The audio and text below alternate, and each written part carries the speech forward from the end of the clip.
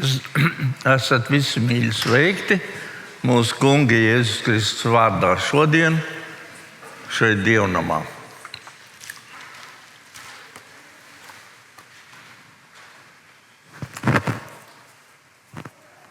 Mēs savā ticības apliecības apcerē esam nonākuši pašā vidū.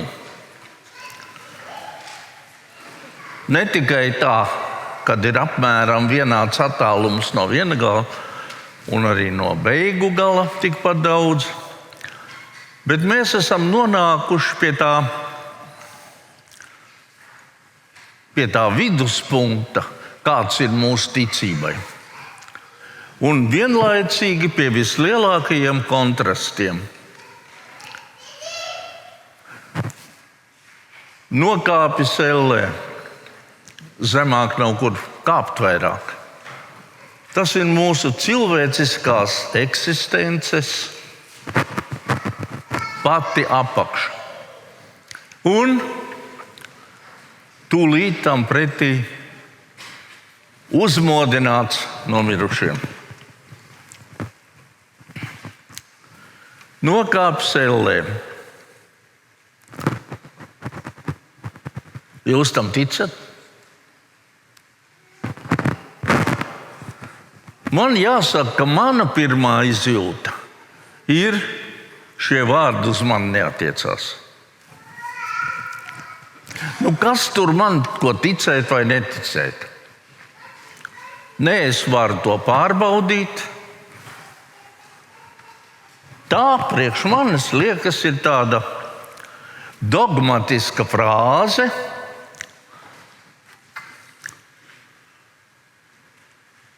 Mēs visi pat skaitījām to. Mēs teicām, mēs ticam. Kāpēc mēs tā teicām? Tāpēc, ka Matīs lika. Viņš teica, tagad teiksim tā. Ja mums priekšā vārdi bija uzrakstīti un mācītājs liek, mēs skaitām. Redzat, es ticu uz Dievu. Es ticu uz Jēzu Kristu, kurš ir Dieva dēls. Es ticu, ka viņš ir miris. Es ticu, ka viņš ir augšām cēlies. Es ticu, ka viņš nāks atkal.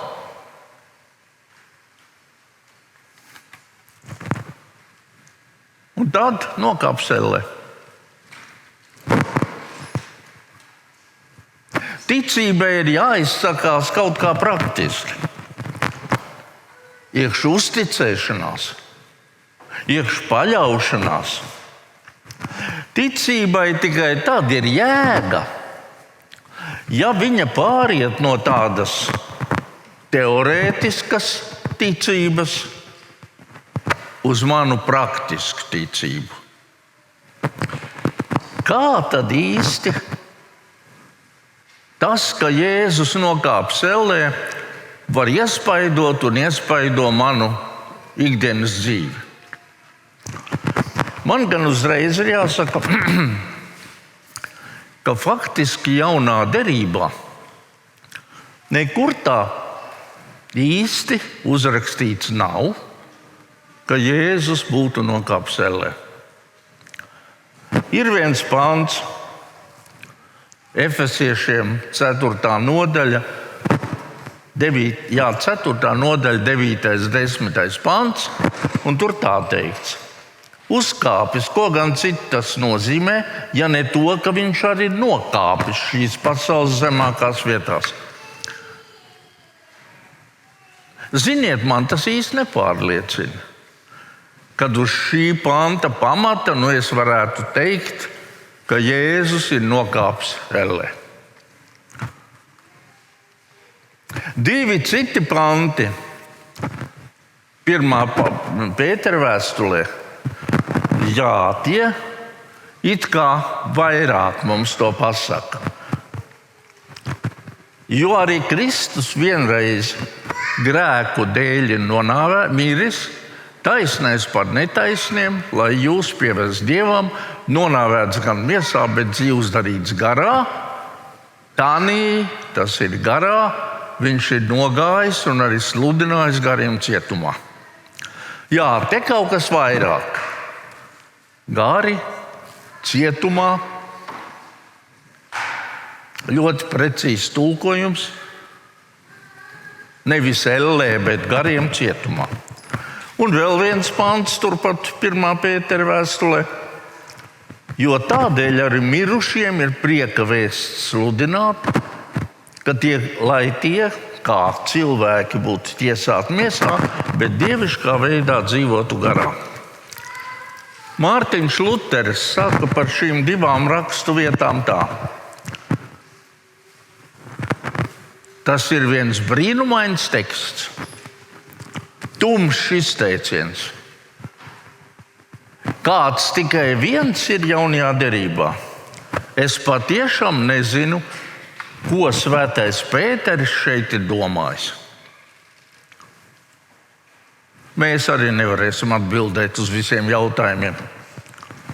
Teologi to ir mēģinājuši darīt. Tam būtu vajadzīgs liels laiks, lai visus tos viņu uzskatus izklāstītu. Es to tagad nedarīšu. Bet dažām lietām šorīt tomēr pieskārsimies. Vispirms ir jāsaka, ka šie vārdi no Kāpselē sākotnēji apostuļu ticības apliecībā nebija. Šo vārdu nav arī citās pirmkristiešu ticības apliecībās. Nikais ticības apliecībā, Nikais Konstantinopols apliecībā, nav ļoti senā Romas kristiešu ticības apliecībā. Tikai krietni vēlāk, apmēram ap 6. gadsimteni, šie vārdi tiek kanonizēti un ielikti ticības apliecībā iekšā. Kāpēc? Acīm redzot, tam bija tīri praktiski iemesli. Tiem pirmajiem kristiešiem vajadzēja deklarēt, kam viņi tic, pašiem to apzināties un nospraust kādu robežu, kādu līniju apkārtējiem. Tajā laikā daudz dažādu maldu mācību bija, un viena no maldu mācībām bija tā sauktais dokētisms, kurš apšaubīja to, ka Kristus ir reāli nomiris. Ka Kristus ir bijis reāls cilvēks. Ka krustā sišana un ciešanas patiešām ir notikušas. Viņi uzskatīja, ka tā ir tāda šķietamība tikai. Un tad, lai norobežotos no šādām maldu mācībām un nostiprinātu to, ka Jēzum bija arī pilnīga cilvēciskā daba, tika ielikta šī frāze. Nokāpselē. Tas uzsver to, ka Jēzum bija pilnīga cilvēciska daba. Viņš reāli piedzīvo šīs ciešanas, viņš reāli nomirst un viņš pavisam reāli nonāk nāves stāvoklī. Tā nav šķietamība, tā nav ilūzija. Jēzus ir bijis pavisam apakšā.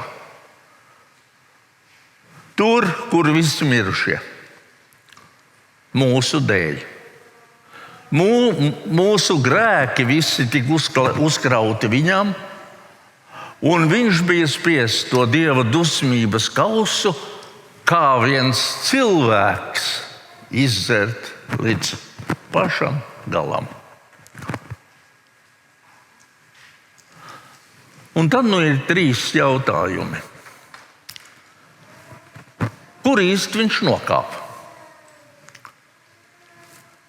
Latviešu valodā ir lietots vārds elle.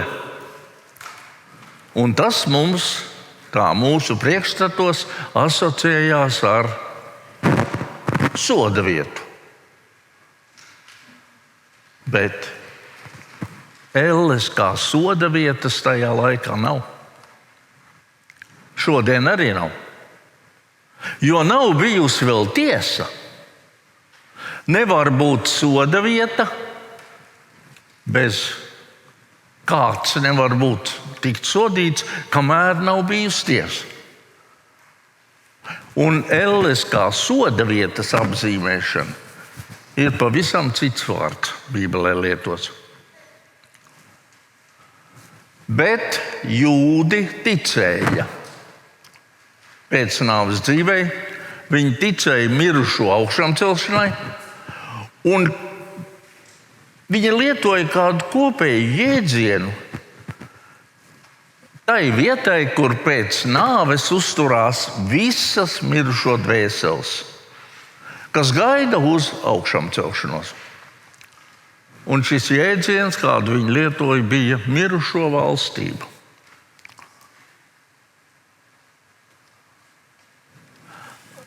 Jūdu vārds Šeols. Tātad jūdi uzskatīja, ka visas mirušo dvēseles nonāk Šeolā, un tur viņas uzturās līdz tam, kamēr būs mirušo augšām celšanās. Tā bija kāda tuvāk nepaskaidrota, mistiska vieta, kāds apgabals, kāda sfēra. Viņi domāja, tas ir kaut kur tur lejā, apakšā zem zemes.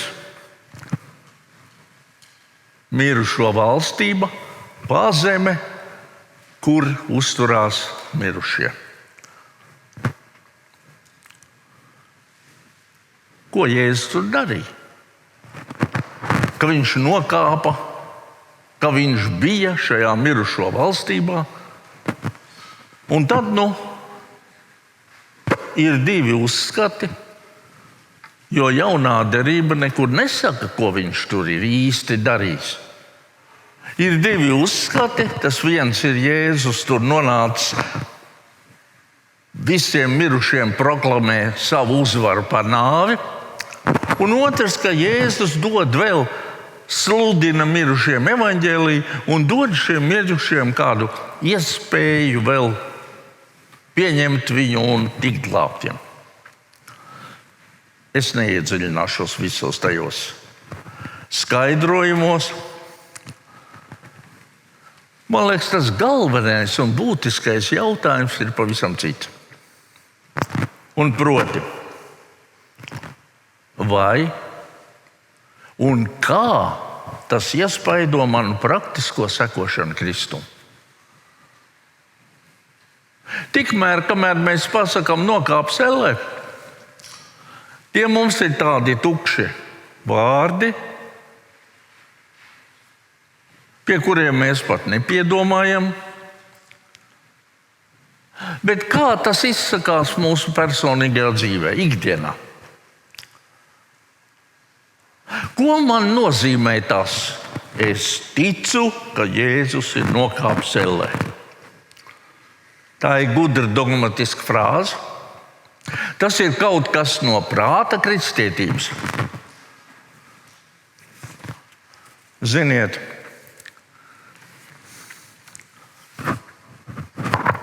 jūs droši vien lielākā daļa neziniet. Zemes magnetiskais lauks rodās Zemes ārējā kodola šķidrā metāla kustības izraisītu elektrisko strāvu rezultātā. Jūs tam ticat?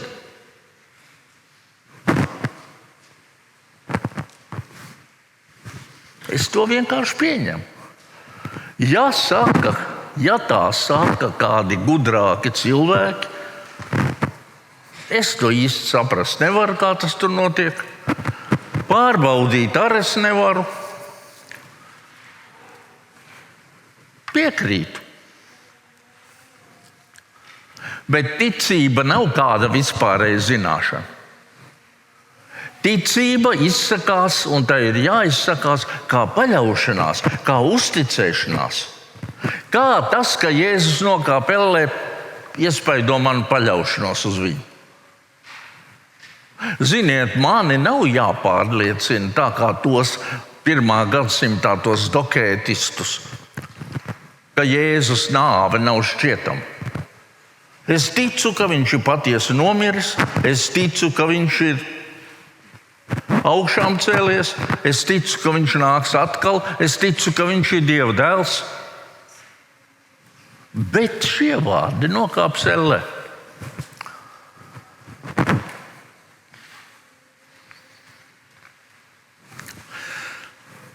Šodien ir daudz psihoterapeitu, padomdevēju, attiecību speciālistu, kas ir mācījušies psiholoģiju, teoloģiju, coachingu, filozofiju, komunikāciju, zinātnes un daudz ko citu. Viņi zina modeļus, likumsakarības, visādas tehnikas. Tas viņiem var palīdzēt novērtēt to situāciju no malas, no teorijas viedokļa, no prāta pozīcijām un dot kādus padomus. Jā, varbūt derīgus pat. Bet viņi paši tajā situācijā bieži vien nav bijuši. To viņi ir mācījušies.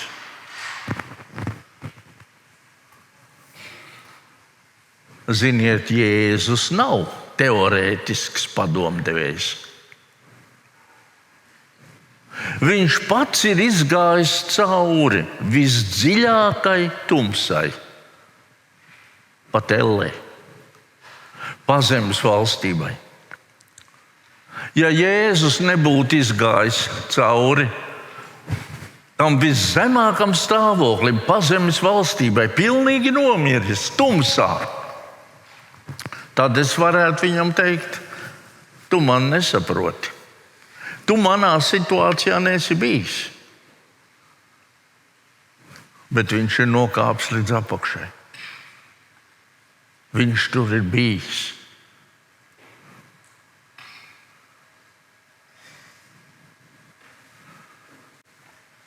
Un viņš man nedod gudrus padomus, bet viņš man saka, es esmu ar tevi, es ciešu ar tevi, es esmu kopā ar tevi.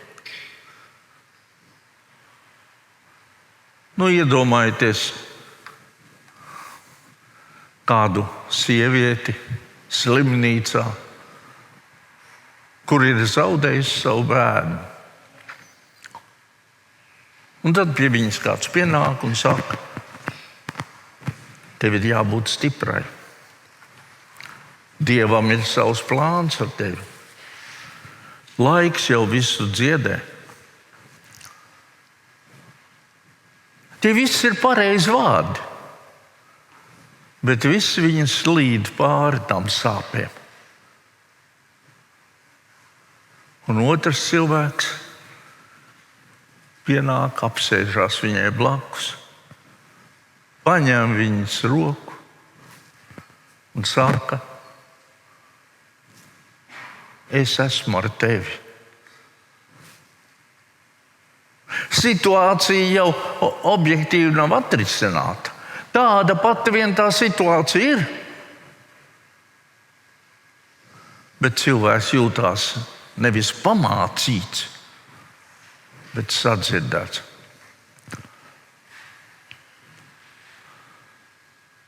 Vai ja kāds tur slīkst, izmisīgi, jau iet viņš zem ūdens, un tad no krasta saka, tu pamēģini tā peldēt. Pamēģini tā rīkoties, varbūt tas tev palīdzēs. Tāda teorētiska padomdošana. Jēzus nedod padomus, viņš metās ūdenī, lai tevi glābtu.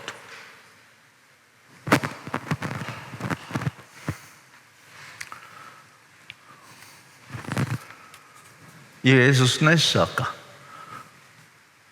Es pateikšu, kā tev pareizi dzīvot. Viņš saka, es būšu ar tevi arī tavā tumsā.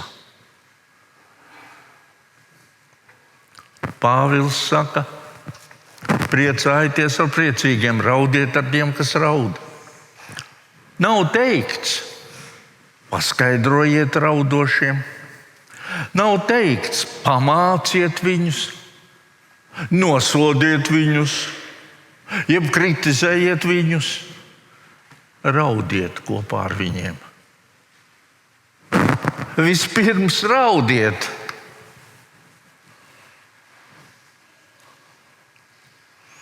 Ciešanās cilvēkam nevajag atbildes uz jautājumiem. Viņam vajag klātbūtni.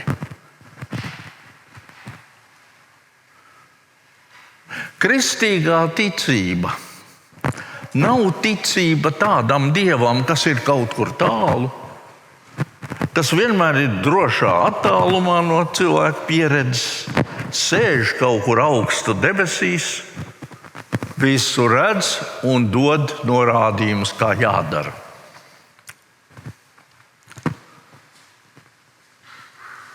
Kristietība ir Dieva solidaritāte ar cilvēku sāpēm. To nozīmē šie vārdi nokāps ellē. Mirušo valstība, tā ir tāda zona, kur nav ne skaņas, ne kustības, ne atbildes, ne cerības, ne nākotnes. Un mēs cilvēki jau arī bieži vien nonākam tādās situācijās, tādos apstākļos, ciešanās, zaudējumos, depresijā, eksistenciālā tukšumā, kad es garīgā ziņā jūtos kā mirušo valstībā. Dievs man liekas kaut kur tālu, nepieejams. Tās attiecības ar viņu ir izjukušas. Es nespēju vairs slavēt. Ticība man tukši vārdi palikuši. Un tad, kad tu esi tādā stāvoklī, tad zini, nokāpis ellē nozīmē, ka Dievs mani nepamet arī tad, kad viss izskatās miris. Nav tādas tumsas, nav tādas dzīves situācijas, nav tādas zaudējuma, depresijas, vainas apziņas, nav tādas bezcerības, par ko Jēzus teiktu. Es esmu dzirdējis par to, bet es tur neesmu bijis. Nokāps ellē nozīmē, ka uz katra pakāpiena, pat uz tā viszemākā, kur es esmu, ir jau Jēzus pēdas. Viņš tur ir bijis. Viņš neglābj pa gabalu no attāluma. Viņš vienmēr ir blakus. Tas ir stiprinājums krīzes brīžos. Tā ir cerība tiem, kas sēro. Tas ir balsts depresijā, tad, kad visi balsts pazuduši. Kad viss ir sabrucis, tad zini, Jēzus arī tur ir bijis. Viņš pazīst šo stāvokli. Tu neesi viens šajā ceļā. Arī tad viņš ir blakus tev, kad tu nespēji to sajust. Es esmu izgājis cauri tādām situācijām. Kristus ceļš uz augšām celšanos ved cauri pilnīgu tumsu. Nevis pa kādu ērtāku VIP ceļu apkārt. Viņš ir nomiris, nokāpis visdziļākajā punktā, bet viņš tur nepalika. 3. dienā augšām cēlās no mirušiem. Un te nu ir mūsu ticības centrs. Uzvara, gaviles, lieldienas. Un nav vairs jautājumu, vai tu tam tici? Protams, ka ticu. Ja Jēzus nebūtu augšām cēlies, tad viņš nebūtu Dievs, bet cilvēks. Tad viņš nebūtu glābējs, bet tikai skolotājs. Mēs varētu sekot viņa padomiem, viņa ētikas norādījumiem, mēs varētu piekrist viņa mācībai, bet tā nebūtu glābšanas vēsts. Ja Kristus nav augšām cēlies, tad tas viss pavelti. Visa ticība, visa cerība, tam visam nav jēgas. Ja viņš nebūtu augšām cēlies. Slava viņam, ka viņš ir augšām cēlies. Vai tu tam tici? Es zinu, jūs visi sakat, protams. Nu tad vēl viens dīvains jautājums. Kāpēc tu tam tici?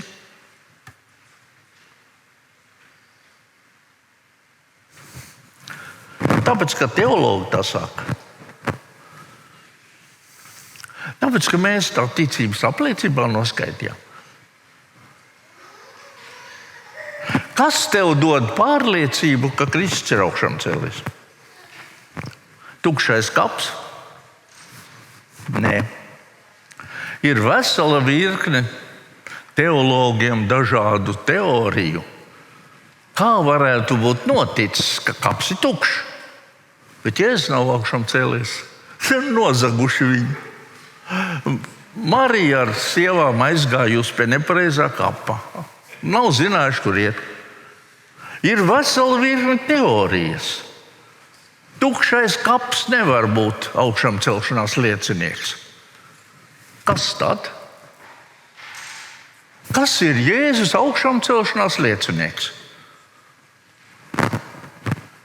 Un pirmā vēstulē korintiešiem 15. nodaļā, 3., 4., 5. pants, tur ir kāda sena ticības apliecība. Ka Kristus ir miris par mūsu grēkiem pēc rakstiem, un ka viņš ir aprakts un 3. dienā augšām cēlies pēc rakstiem, un ka viņš ir parādījies Kēfam pēc tam tiem 12. Miris, aprakts, augšām cēlies, parādījies. Re, kur ir augšām celšanās liecība? Nevis tukšais kaps, bet sastapšanās. Un jaunā derība stāsta, ka Jēzus pēc augšām celšanās ir sastapies ar daudziem, vairāk kā 500. Un tad man jāsaka, ka šodien tas augšām celšanās liecinieks esi tu. Tu esi Jēzus augšām celšanās liecinieks. Nevis tukšais kaps. Vai cilvēks skatoties uz tevi, uz tavu dzīvi, dzirdot tavus vārdus, satiekot tevi, ierauga, jā, Jēzus ir augšām cēlies. Jā, tevī Jēzus šodien parādās spēcīgs, un viņš darbojas. Tu esi augšām celšanās liecinieks. Vai nav tā, ka šodien tajā dzīves ikdiena tevi ir pārņēmusi un noslāpējusi šo lieldienu liecību? Ar ticības apliecības skaitīšanu vien ir pa maz. Ar vārdu izteikšanu, jā, es ticu, arī ir pa maz. Sastapšanās ar augšām cēlušo Jēzu. Tā padarīs tavu ticību dzīvu. Un cik tas ir brīnišķīgi. Tev nekur nav jāiet. Mācekļiem bija jāiet uz Galileju. Tur jūs sastapsiet Jēzu. Tev nekur nav jāiet. Jo tas, ka viņš ir nokāpis ellē, Viņš ir uz tava pakāpiena tepat blakus. Viņš jau stāv šeit blakus uz tā paša pakāpiena, kur es stāvu. Man tikai vajag, ka viņi sastapties. Viņš man ir blakus. Manā situācijā, manās problēmās, manos priekos, manās ciešanās, manā izmisumā viņš te ir blakus.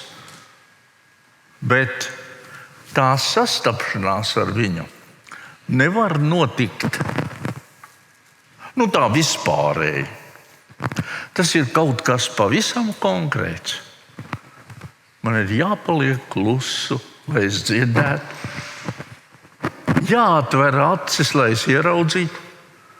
Jāatver sirdi, lai es sajustu. Viņš ir tepat blakus. Kāpēc tu viņu nepazīsti? Mācekļiem arī gāja grūti ar to pazīšanu. Pēc kā tad viņi beigās pazina? Pēc balss, pēc tā, ko Jēzus darīja, un pēc rētām. Šodien arī mēs Jēzu varam iepazīt pēc viņa balss, pēc viņa darbiem. Tie ir pilnīgi atšķirīgi nekā pasaules darbi. Ja mēs dzirdam balsi, kas ir līdzīga tai pasaules balsī, tas nav viņš. Ja mēs redzam darbus, kas ir tādi paši kā pasaules darba, tas nav Jēzus. Jēzus ir pilnīgi savādāks.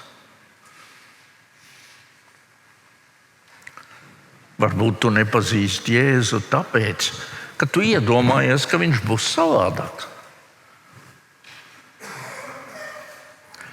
Tu iedomājies Jēzu citādāku.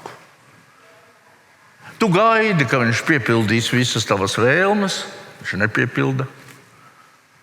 Tu ceri, ka tā dzīves labklājības līkne tā straujies uz augšu, viņa neiet. Ja tu sagaidi, ka Jēzus nokārtos visu tavu dzīvi tā, kā tu vēlies, nekas neiznāks.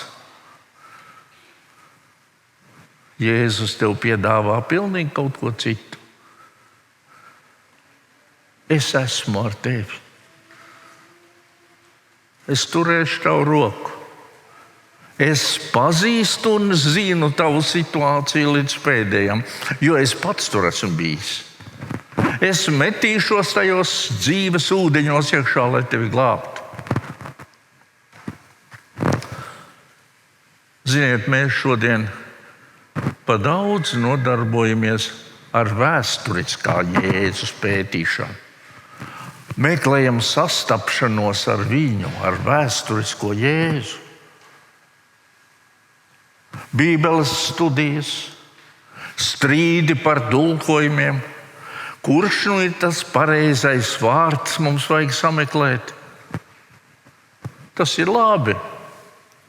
Varbūt brīžiem pat vajadzīgi, bet pie tā mēs nedrīkstam apstāties. Ir jāiet tālāk.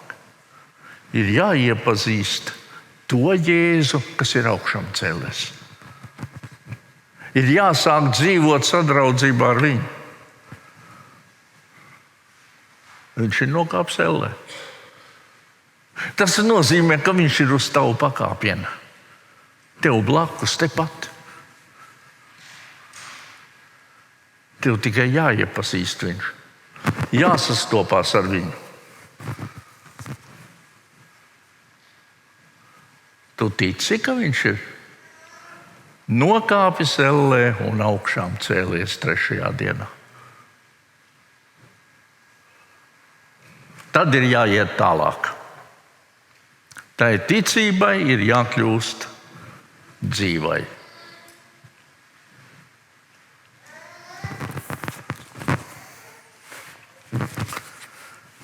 Kungs, Jēzu, mēs tev pateicamies par to, ka tu esi dzīvs, patiess un reāls Dievs. Ka tu